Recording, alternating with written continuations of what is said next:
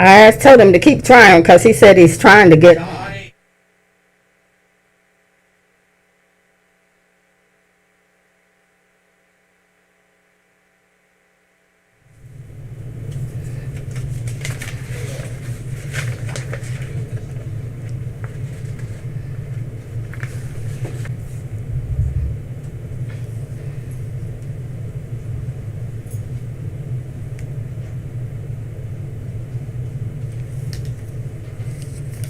You're listening to talktainmentradio.com.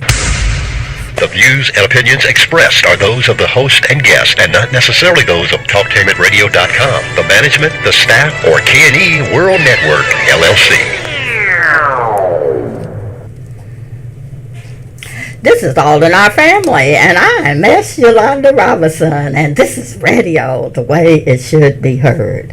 Listening audience, you know what? This year we're going to be electing. It's a very important election. We're going to be electing a president. We got judges that are being elected, and so it's very important that we have the accurate information on how we can vote, particularly with all the confusion that's going on. We have COVID and the information that we're hearing about the post office. So I decided that we would bring in some of the experts to give us some tips on what we're going to do about voting this year. So in the studio I have Lisa Freeman Williamson and Aaron Sellers, who is the manager of communications with the Board of Elections. It will be calling on the line. But Lisa is in the studio now. So Lisa, how are you doing today? I'm doing really well.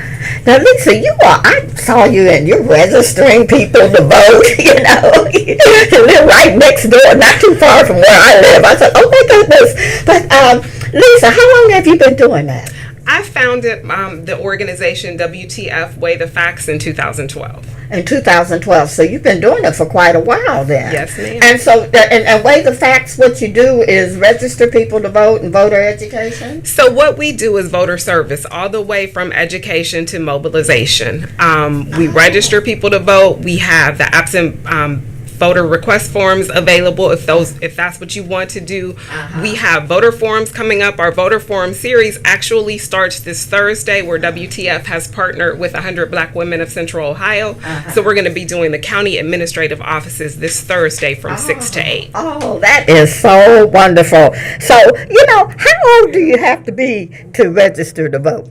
If you will be 18 by the general election, you are eligible to register to vote. And the general election is November 3rd of 2020. November 3rd of 2020. Okay. And so if you just moved to Columbus or moved to a city, you can register? You can register. You can participate in the election as long as you've been in Ohio 30 days prior to the election. So just before the election cutoff date, which is October 5th. Okay, so what if you just moved? Can you still vote? Yes, you can. Okay. So you need to go to WTF so you can cast an educated and empowered ballot and get the information that you need. So you go to WTF and ask for educated and empowerment. Oh my goodness! Did you get that, listening audience? An educated and an empowerment ballot. So if you just moved in a city, is that all over the country, or is just in Franklin County? That is in the state of Ohio. I can't speak to other jurisdictions right now. Okay, for the state of Ohio, you could ask for an educated and empowerment ballot. I kind of like that. Oh my goodness. So, can you? What about if you if you live in another country? Say if you're in a service and you live in Japan, can you still vote for in this election? Military families definitely have been participating in the election for decades. So yes, you're eligible to vote. Okay. So they can register. How do they register? They could register through their Secretary of State, that office. Okay. But the UOCAVA vote again, that program has been around for decades. So they're really strong about getting military families involved in having their voices heard. Well, and college students, I mean, you know, you just left and went to college. Those that are on campuses now, how do they, if they want to vote, how can they do that to register? So you can register from your primary residence, which be that your parents' home or your own home if you had that before you moved, and that is where your vote would then be counted. Or if you register in the locality that you are, you would be voting on those issues and candidates. So are you saying that they have a choice? They could, like, say if you were a student at Ohio State and you moved from Cleveland, you have a choice of if your vote will count in Cleveland or Franklin County? If you are planning to return to your Cleveland residence, and that's considered your primary residence, and that's where you should do your voting from. Yes, okay. But can you do it in the dorm, or you can absolutely do an absent voter request form and get an absentee ballot, and that will come if you. In our example, we're talking about Cleveland, so that would come from Cuyahoga County. Oh, I see. Now, what about if you are in just moved? Say you just moved from one side of town to the other side of town. You said it's 30 days? Yes, ma'am. So you would need to go ahead and change your registration, because what happens is they want you to be voting on the issues that are pertinent to you.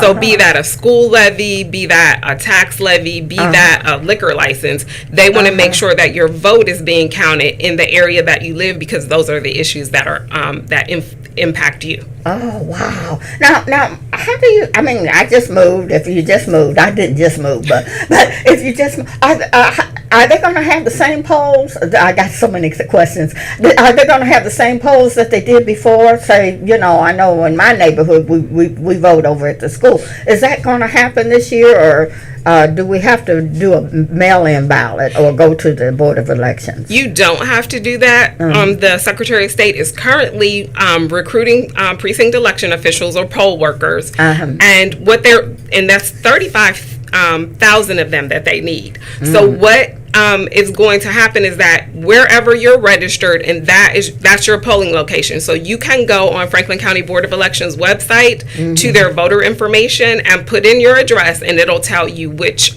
precinct and location you should vote at. Oh, okay. So the precincts and will be open then. The polling locations will be open. Oh, I want to okay. just put in a plug though that we have had people fight with blood, sweat, and tears to get our right to vote, but we don't want to endanger our health to do that thing. Yeah. So if at all possible, and you can go to participate in early vote, which starts October 6th, or do an absent ballot request, that would be really good. Oh, yeah, because some of my friends, they said that they're going to do an early vote because of COVID, and they didn't, you know. Yes. Now, I'm just so glad that you're here, because, you know, it's so confusing. This is the first time this has ever happened since I voted, and you know, people don't know what to do, and that they want to vote. You know. Yes. So if you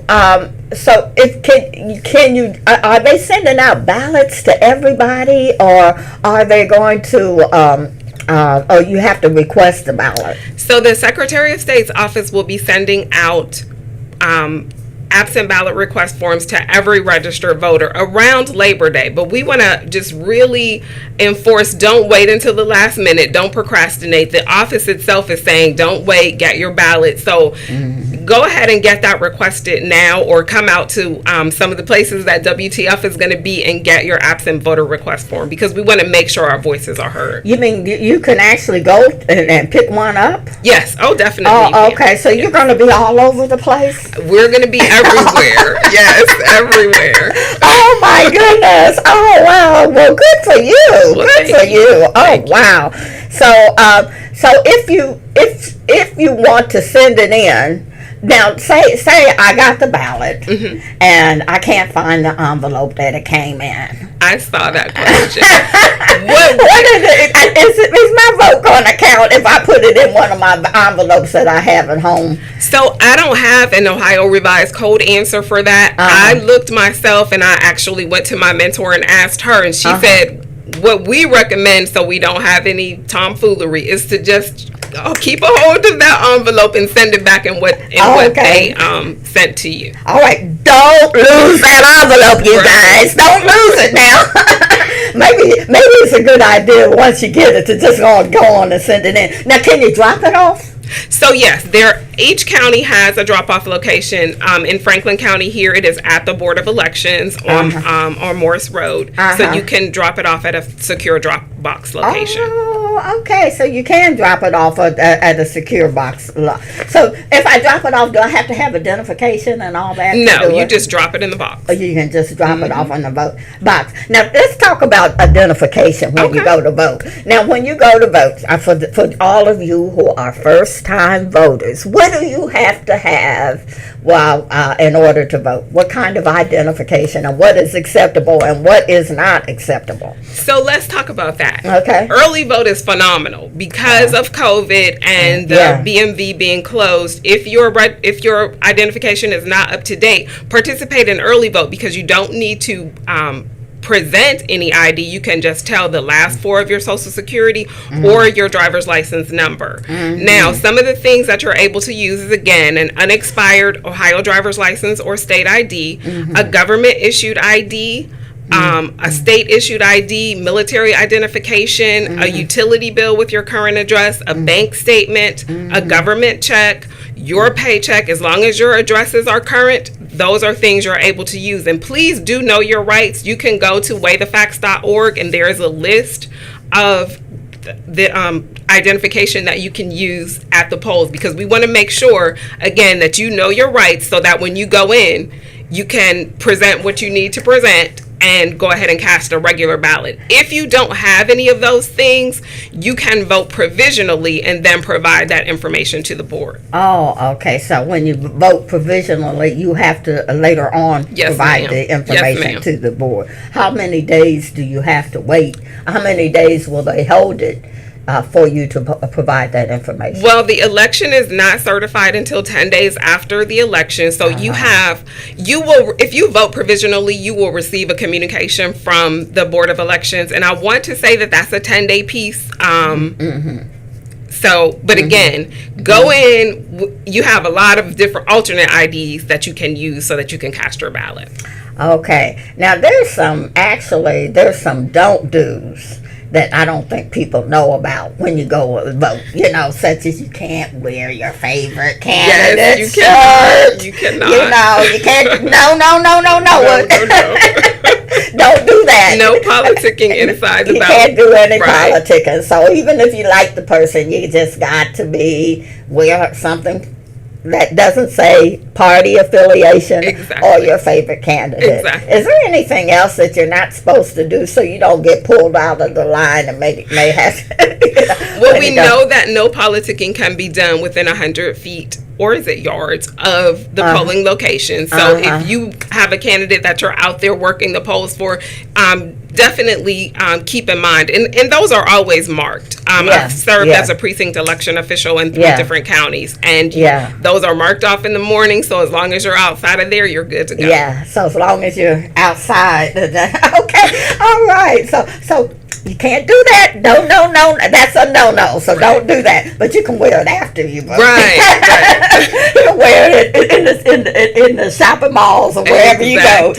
But you can't do it while you vote. And that is so good. Now, if I want to be a precinct person, okay, and I want to vote, and I just registered to vote, can I still be a precinct person? Yes, you can. Again, they are needing 35,000 people to man those polls, and their typical population for precinct election officials are over 60, which puts them in the COVID danger zone. So they're going to be needing new blood in there. We'll be targeting some young people to do that. It's quite an experience. I mean, I've done it before, and I kind of got connected to the people because we were doing it every year. So right. Like, oh, you're back. Right. It's like you should do a reunion. It's almost like a reunion. You just said, oh, Shoot, I really, you get to know them because you're spending a whole day there. Exactly, and asking about family and animals and all that stuff. All those things, when you have a down period. But I don't know if it's going to be a down period this time because this is a presidential election and it's really important. It is very important. We're going to just echo what Stacey Abrams said. If there's 100 people at a voting location, we want to get 50 of them out of line so that, again, we can maintain our safety. So that's what you're going to do. Okay, so if you hadn't voted, okay, some people don't vote every year. Well, that's a bad thing. Every election affects you. If you don't do politics will do you. I know that's right, because I had sometimes politics do me. I'm trying to get a fence. I mean, a traffic light in my neighborhood. You got to vote, because, see, some of those politicians, they check your record. Did you vote? Thank you so much for saying How that. Can you come in here and ask me and to you do don't something, participate. and you're not even voting? You better go back outside and register to vote.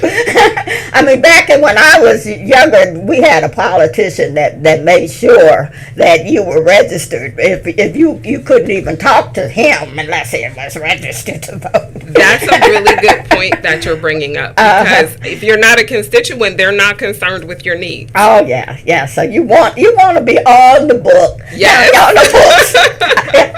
And then if you have a traffic light or code enforcement or something, you can say, "Hey, look, I'm a registered voter." Exactly. Then you got a little bit of power. Right. So that's the beauty about it, So those of you that are not registered, get out there registered. You know what, Lisa? You know what? My son, I found out one time that he hadn't registered. I almost kicked him out of the house. Yes. He said, I gave him a lecture about how our folks died, getting us to register and all the struggles that we went through just to vote. And you're not, but he said, "Okay, Mom, I'm going. I don't want to hear your mouth." Exactly. But you do want to, it's quite an experience. And I think that's wonderful, to be a poll worker too. Now, do you have to have an affiliation in this election? Do you have to tell them if you're Democrat or Republican, or can you keep it a secret? So in Ohio, your party declaration is done at the primary. So when you go in for the general, you do not need to make that declaration. Now, for a poll worker, do you have to? For a poll worker, yes, they're going to ask you, because the poll workers are balanced equally, D's and R's. Oh, okay. Can you be an independent and be a poll worker? Do you know, that is a question I don't know. I would definitely doubt that they would exclude you. But again, with that DR balance, I'm not quite sure how that works. Oh. I can get back to you on that. Oh, okay. Now let's talk about these mail-in ballots. Okay. Do I have to have a stamp to put it on? So what is happening is, let's break that down a little bit. Okay. This is a 4-step process. You need to request your absentee ballot. Okay. Get back your ballot. Okay. Fill it out, and then you need to send it back. Now, it is still up in the air in front of the legislature and the Secretary of State as to whether or not that what you get from the Secretary of State in September is going to come with a self-addressed stamped envelope. That's still up in the air. Definitely. So inquiring minds want to know. Stay tuned to WTF Way the Facts. Yeah, check with them. But anyway, it doesn't cost that much. I mean, a stamp. Come on now, you can put a stamp on it. But Yolanda, that is when, again, you need to definitely be active in what's going on, because as African Americans, that's a poll tax, and our people fought against having a poll tax. So we need to make sure that our voices are heard in that piece. Okay, and your voice is not heard as loudly if you don't register. Thank you. They'll turn it up when you say, "Oh, register." Yes, and registered and active. An active person coming in, checking on it. Yeah, that's good, because just to register, and I'm so glad we're saying that, because it is just as important to know who you're voting for and knowing about the issues than as it is voting, isn't it? Oh, definitely it is, and thank you for touching on that as well. That's an excellent point. What WTF was founded about was getting the people the good information. We're not leaning left or not leaning right or otherwise. We're getting you the information. You determine what issues are important to you, and then you're able to again cast an educated and empowered ballot. Please don't go in with a slate card and vote, straight down. When I vote, I split the ticket wide open because I vote for the best candidate. Yeah, I already know who I'm voting for, because I make telephone calls, and those people that don't answer my call, guess what? When they're on the poll, when they're up on for election, I'll say, skip it. What you said, Yolanda, because if you are not responsive to the voters, why do you deserve my vote? I think people don't understand the balance of power. The electeds work for you. That's right. So definitely keep that in mind. Some people got it the other way around. Exactly. Exactly. That's not how it works. And you know what, Lisa? This may sound terrible, but it isn't. I've always keep a list of who I call. Particularly because I believe politics has to work from my house to the city hall to the state house to the White House. And if I could look outside and see politics, because I look outside and I say, oh, that's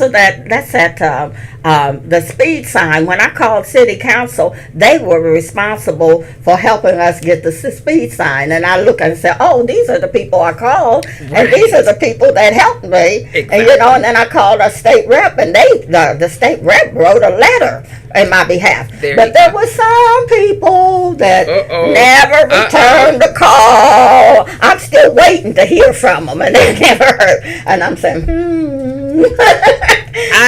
I understand exactly what you mean, and in terms of setting up forums, when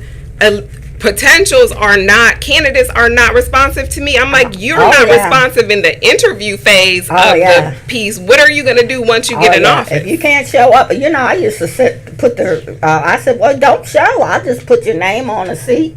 And where's all go? Some of them got mad at me, but if you don't show, exactly. I don't go if you don't show. Exactly. So that is, but it's very important that we have people that represent us and that we can see the politics, in our own community, with street lights, whatever it is, that we can see it actually working. There's so many issues with this COVID and housing, affordable housing, we still got the infant mortality and pay issues, jobless, jobs and things. There's so many issues that we have that we need to make sure that our candidates, when they're in those positions, that they at least sound like us. Exactly. Some of them I said, what? That don't sound like me. Right. That is not my stance on that issue. Yeah. But we got some good ones and we got some of them that don't. So we just got to make sure that we put the right people in, and then life is happier. Yes, it's so much better when you can call them up and say, hey, and they don't know what our issues are if we don't tell them. Some of them, some people say they should, but they're in a large district, so sometimes when you bring them up, you got politicians that will say, hey, let's do it, we'll work on these issues. So that's a good thing. So we're voting on state rep. What else is on the ballot this time in Franklin County? So we are the county administrative offices. So the coroner, the engineer, the sheriff, the treasurer, the recorder. Wow. Is that what the commissioners. There's 2 commissioner seats that are up. So that is us county administrative wise. Judicially, we're going to be voting on Supreme Court, Ohio Supreme Court, district appeals courts, and then the Franklin County judges. So the domestic, the probate. State reps are up every 2 years, so yes, we'll be voting on that entire slate. Yes. What issues are on the ballot this year? So there is issue 21 that we will be covering on our last forum. So again, stay tuned to that so you can get that information, both pros and cons. Okay, on issue 21. Yes, that ma'am. sounds real good. But so how can where do I go? I mean, we used to go to the library. Where can I go to register? I have to, is there a place I can go, but do I have to do it online? So we do now have online Ohio registration. Yay! All right. So you there might be something good about COVID. Okay.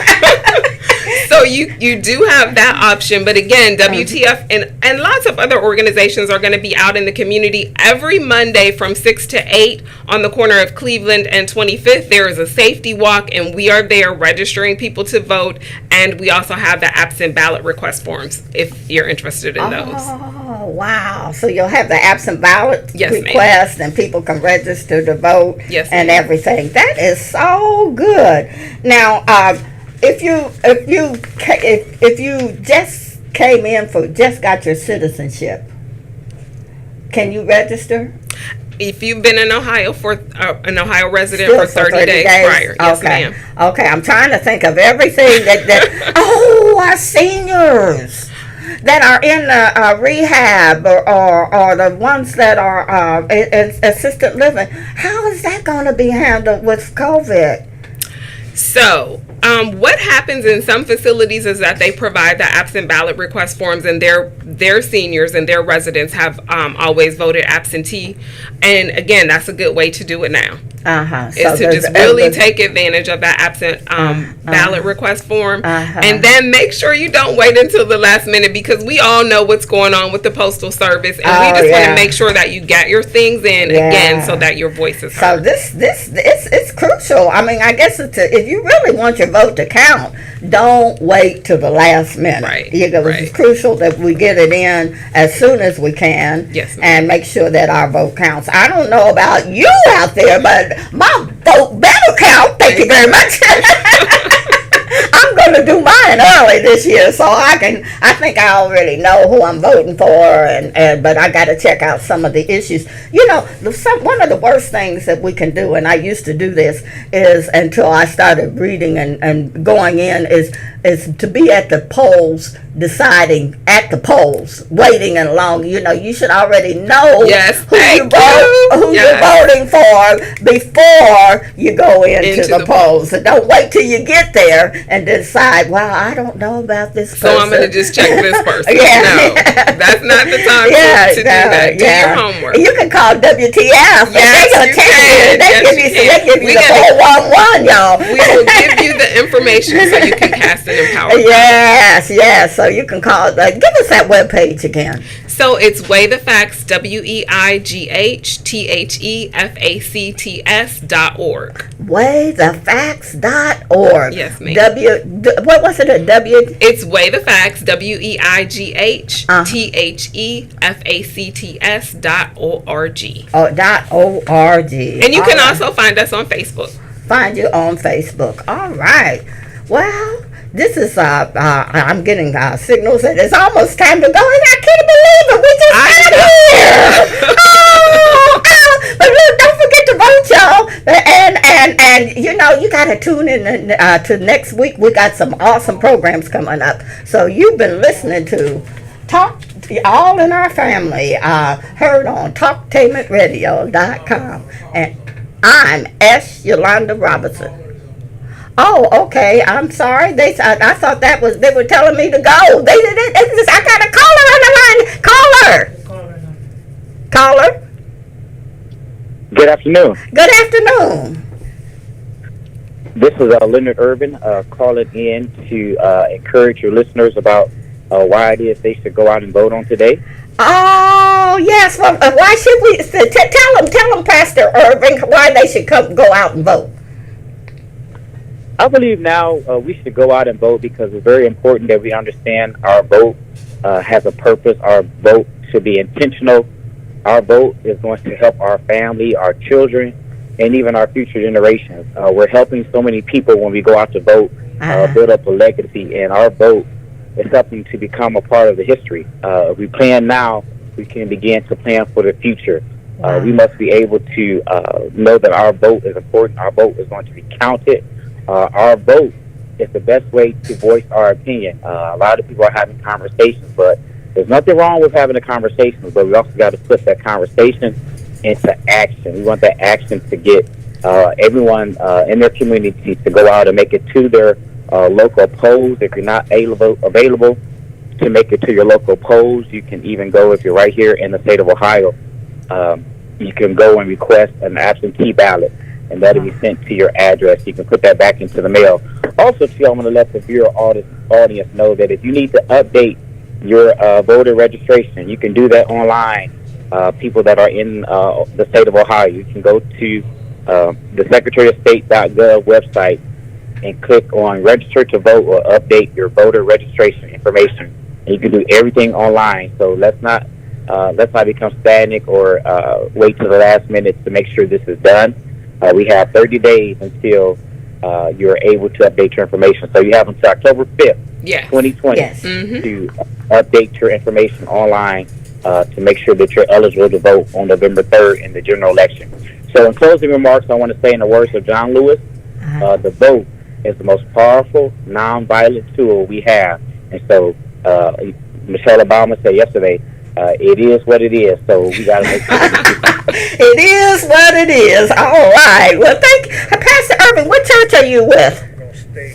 I'm at Mount Gerzium Baptist Church. Pastor Clifford Riley is my pastor. Oh, I love those.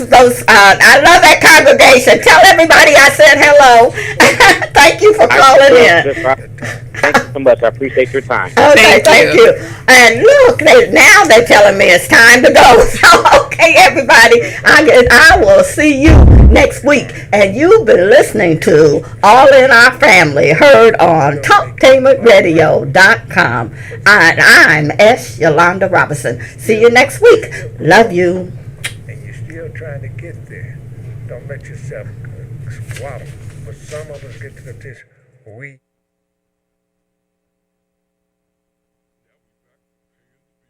baby. Maybe we'll fire the landlord. This next song is dedicated to all the cool cats and... Attention Central Ohio. Stand by for an important message. Someone once said, these times like all times are good times if we just know what to do. Linco Realty says this is the best time to buy or sell a home, because interest rates are the lowest in history. Linco Realty has been providing real estate services for over 40 years in Central Ohio. Let us help you fire your landlord. If you have questions on pre-approvals, credit scores, down payments, financing, down payment assistance programs, schools, or other real estate questions, go to lincorealty.com or call us at 614-375-2289. Again, 614-375-2BUY. Fire your landlord. Call us at 614-375-2289. Check out lincorealty.com, then start packing. The Glory Soul Food Cafe, a taste of Southern classic, located at 3350 Allegheny Avenue in Columbus, Ohio. For carryout, call 614-237-5844 or go to DoorDash.com. Soul Food Specials on Wednesdays. Get the menu at LaVoy'sCafe.com for the best eating in town. That's LaVoy Soul Food Cafe, 3350 Allegheny Avenue, Columbus, Ohio. For carryout, dial 614-237-5844 or go to DoorDash.com.